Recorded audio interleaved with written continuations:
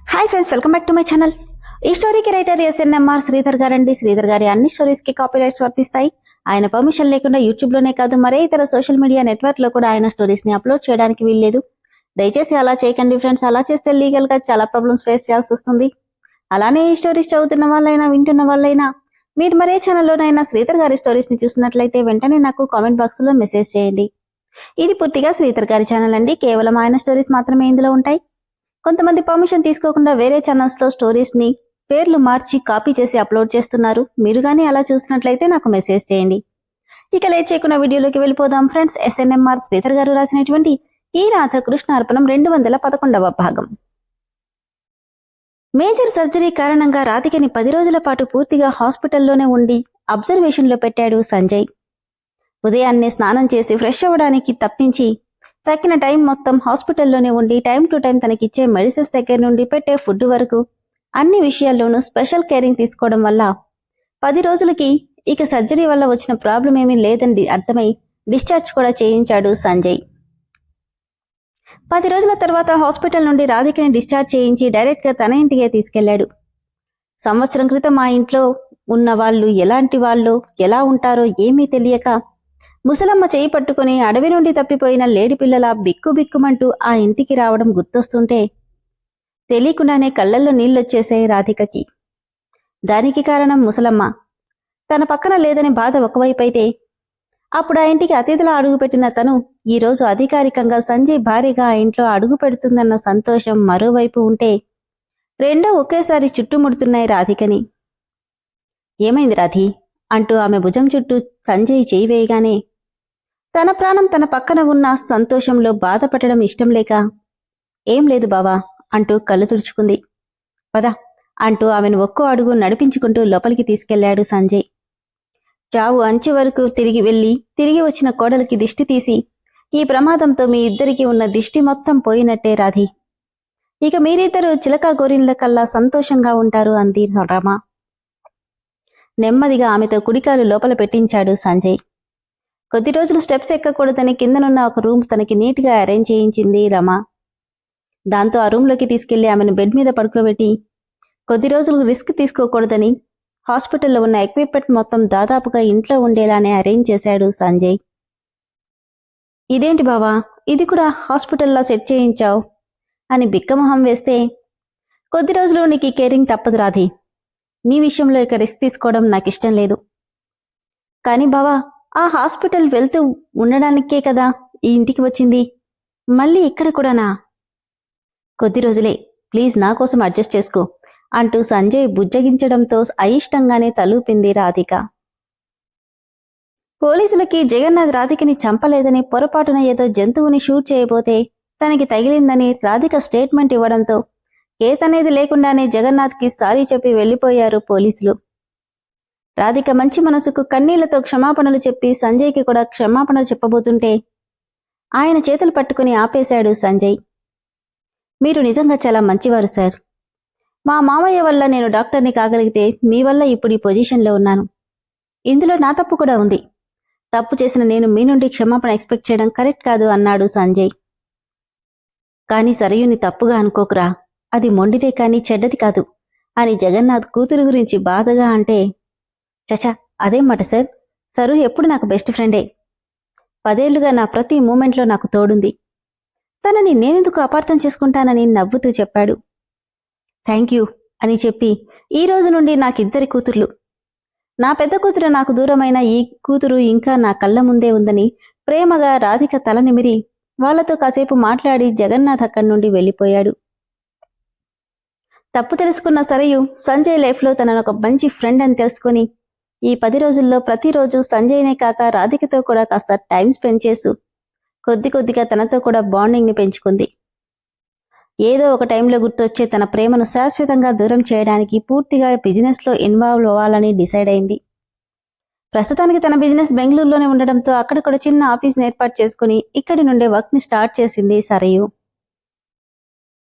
హాస్పిటల్కి వెళ్లి ఎమర్జెన్సీ కేసులు అన్నింటినీ కూడా మరో డాక్టర్కి అప్పగించి రెగ్యులర్ కేసెస్ కంప్లీట్ చేసుకుని వీలైనంత తొందరగా ఇంటికి రావడం మొదలెట్టాడు సంజయ్. గౌతమి, రమ ఎవరో ఒకరు రాధికగా తోడుగా ఉంటూ తనకి కరెక్ట్ టైంకి అన్ని మెడిసిన్స్ వేస్తూ బోర్ ఫీల్ అవ్వకుండా చూసుకుంటున్నారు రాధికని. అత్తయ్య, అందరూ కనిపిస్తున్నారు కానీ సవిత ఇంతవరకు నన్ను చూడటానికి కూడా రాలేదేంటి? తన ఇంట్లో లేదా? ఎక్కడికైనా వెళ్ళిందా అని అడిగింది రాధిక. ఇంట్లోనే ఉందమ్మా, కాకపోతే దానికి నీ ముందుకు రావడానికి మనసు చెల్లట్లేదు. కానీ ఎందుకత్తయ్యా?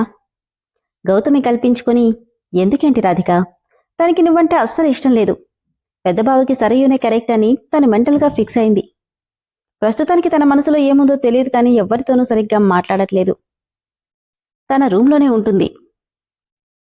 ఇది చాలదన్నట్టు తను అంటూ సుధీర్ గురించి చెప్పబోతుంటే, చెప్పింది చాలే గౌతమి, వెళ్ళి పని చూసుకో అని రమ కొంచెం గట్టిగా చెప్పడంతో సరే అత్తయ్య అంటూ ముఖం చిన్నబుచ్చుకొని గౌతమి వెళ్ళిపోయింది. ఏమైందత్తయ్య? తను సవిత గురించి ఏదో చెప్పబోయింది, ఎందుకు ఆపేశావు? ఇంకా నా మీద సవితకి కోపం పోలేదా? అలాంటిదేమీ లేదులేమ్మా. చిన్నప్పటి నుండి మీ మావయ్య తర్వాత కృష్ణ చేసిన గారాబానికి కొంచెం పెంకిగా తయారైంది. దానికి తోడు ఈ మధ్య దాని మీద కాస్త కోపడ్డాలే. అందుకే ఎవరితో మాట్లాడకుండా అలిగి రూంలోనే కూర్చుంటుంది. అంటే సవితకి ఇంకా నా మీద కోపం పోలేదా అత్తయ్యా? అలాంటిదేం లేదమ్మా. కాకపోతే చెప్తున్నానుగా, దానికి తను చేసిన తప్పు తెలుస్తుంది. దాంతో నీ ముందుకు రావడానికి ధైర్యం చాలట్లేదు. కాని అత్తయ్యా అని ఏదో చెప్పబోతుంటే, నువ్వు అనవసరమైన విషయాల గురించి ఎక్కువ ఆలోచించి మనసు పాడు చేసుకోకుండా రెస్ట్ తీసుకో. మళ్ళీ కృష్ణ వచ్చాడంటే తనంటి రెస్ట్ తీసుకోలేదని నా మీద కేకలేస్తాడు. అది కాదత్తయ్యా, సవిత అనవసరమైన విషయాలు వద్దన్నాను కదా, నిద్రపోరాది అని అనునయంగా చెప్పి ఆమెను నెమ్మదిగా బెడ్ మీద పడుకోబెట్టి బెడ్షీట్ కప్పి రమ వెళ్ళిపోతే, గౌతమి సవిత గురించి ఏదో చెప్పబోయింది. ఏంటది అని ఆలోచిస్తూ మెడిసిన్స్ ఎఫెక్ట్కి నెమ్మదిగా నిద్రలోకి జారుకుంది రాధిక. ఏంటి మేడం, ఈ రోజంతా ఎలా గడిచింది? నవ్వుతూ, నువ్వు పక్కన లేవనే తప్ప అత్తయ్య గౌతమి నన్నొక్క క్షణం కూడా విడిచిపెట్టలేదు బావా. వెరీ గుడ్ అని తన పల్స్తో పాటు కళ్ళు కూడా ఒకసారి చెక్ చేసి, సరే నేను ఫ్రెష్ అయి వస్తానంటూ సంజయ్ వెళ్ళిపోతే, తన కోసం వెజిటేబుల్ సలాడ్ తీసుకొచ్చిన సంజయ్ని చూసి, అబ్బా ఇప్పుడు ఇది తినాలా? నీకిప్పుడు సలాడ్స్ చాలా అవసరం రాధి, అందుకే నేనే దగ్గరుండి తీసుకొచ్చానంటూ నోట్లో పెట్టబోయాడు. కానీ బావా, నిన్నొకటి అడుగుతాను, నిజం చెప్తావా? ఒక స్పూన్ తినిపించి నువ్వు అడగడం నేను చెప్పకపోవడమా? అడుగు. సవిత ఎందుకు నా దగ్గరికి రావట్లేదు? తనింకా నా మీద కోపంగానే ఉందా? అలాంటిదేం లేదులే రాధి. మరెందుకు ఒక్కసారి కూడా నా దగ్గరికి రాలేదు? ఏముంది, నీ మీద కోపంతో నిన్ను చాలా మాటలే అన్నది కదా, ముఖం చూపించే బుద్ధి కాలేదేమో. నిజం చెప్పు బావా, నా దగ్గరేమైనా దాస్తున్నావా? అరే లేదంటే వినవేంటి? పొద్దున గౌతమి కూడా తన గురించేదో చెప్పబోయింది. కాని అత్తయ్య ఆపేసింది. ఏంటి బావా అది? నేను తనతో ఒకసారి మాట్లాడాలి. ఎందుకు? ఎందుకేంటి బావా? తనింకా నా మీద కోపంగా ఉంటే ఆ కోపాన్ని నేనే కదా తగ్గించాలి. అలాంటిదేం లేదులే రాధిక, తను నీ ముందుకు రావడానికి ఇబ్బంది పడుతుంది, అంతే. అంతేనా? అంటే సవిత సుధీర్ ఒకరినొకరు ఇష్టపడుతున్నారు రాధి అన్నాడు సంజయ్. షాక్ అవుతూ, నిజంగానా అంటూ సంతోషపడింది రాధిక. అవును, కానీ అంటూ జరిగింది మొత్తం చెప్పగానే, సవిత నాకు క్షమాపణ చెప్పడానికి వాళ్ళిద్దరి పెళ్లికి సంబంధమేంటి బావా? సుధీర్ అన్నయ్య చేస్తుంది కరెక్ట్ కాదు కదా. ఆమెకి తినిపిస్తూనే, ఒక రకంగా చూస్తే కరెక్ట్ కాదు, కానీ సుధీర్ నిన్ను చెల్లెలిగా చూసుకుంటున్నాడు. సంజయ్ రూపంలో ఉన్న నిన్ను సవిత అసహించుకోవడం తనకి నచ్చలేదు. అందుకే నీకు క్షమాపణ అడిగితే తప్ప తనని పెళ్లి చేసుకోనని తేల్చి చెప్పేశాడు. కానీ ఇది కరెక్ట్ కాదు కదా బావా. ఒక వ్యక్తి గురించి ఒక్కొక్కరికి ఒక్కో అభిప్రాయం ఉంటుంది. నా గురించి సవిత మనసులో మంచి ఇంప్రెషన్ లేదు. అంత మాత్రానికి సవిత మంచిది కాకుండా పోదు కదా. సుధీర్ అన్నయ్యని నిజంగానే ఇష్టపడింది. అలాంటప్పుడు నిజమే రాధిక, కానీ నాకు మాత్రం సుధీర్ చేసిన దాంట్లో తప్పనిపించట్లేదు. సవిత నీ విషయంలోనే కాదు, కొన్ని విషయాల్లో సవిత మెంటాలిటీ కరెక్ట్గా ఉండదు. మనకేమీ తెలియని ఒక వ్యక్తి గురించి నోటికొచ్చినట్లు వాగడం అస్సలు మంచిది కాదు. చూద్దాం, ఒంటరిగా ఆలోచిస్తుంది కదా, ఖచ్చితంగా నీకు క్షమాపణ చెప్తుందిలే. నేనేమీ తన గురించి క్షమాపణ ఎక్స్పెక్ట్ చేయట్లేదు బావా. నేనొకసారి సుధీర్ అన్నయ్యతో మాట్లాడినా? ఇప్పుడు అందరి సమస్యలు నువ్వే నెత్తినేసుకుని సాల్వ్ చేయాల్సిన అవసరం లేదు. కొన్ని సమస్యల్ని ఎవరికి వాళ్ళకి వదిలేయాలి. కాబట్టి క్షమాపణ అనేది నువ్వు ఎక్స్పెక్ట్ చేయకపోయినా సుధీర్ ఎక్స్పెక్ట్ చేస్తున్నాడు. తన మెంటాలిటీ మారాలని నేను కూడా ఎక్స్పెక్ట్ చేస్తున్నా. కాబట్టి నువ్వు దీని గురించి ఎక్కువ ఆలోచించకు. కానీ దీనివల్ల సవిత బాధపడుతుంది కదా బావా.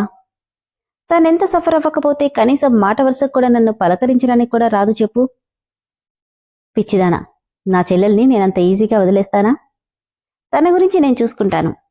నువ్వెక్కువ ఆలోచించి మనసు పాడు చేసుకోకు అని నుదుటి మీద ముద్దు పెట్టి ఆ రోజు విషయాలన్నీ తనతో సరదాగా మాట్లాడుతూ కూర్చున్నాడు సంజయ్. విన్నారు కదా ఫ్రెండ్స్, ఇక సవిత సుధీర్ కలవడం మిగిలింది. నిజంగానే సవితలో కాస్త మార్పొచ్చి రాధికకి క్షమాపణలు చెప్తే సుధీర్ యాక్సెప్ట్ చేస్తాడు. మరి చెప్తుందా లేదా, సుధీర్ తనని యాక్సెప్ట్ చేస్తాడా లేదా అనేది తదుపరి ఎపిసోడ్లో తెలుసుకుందాం.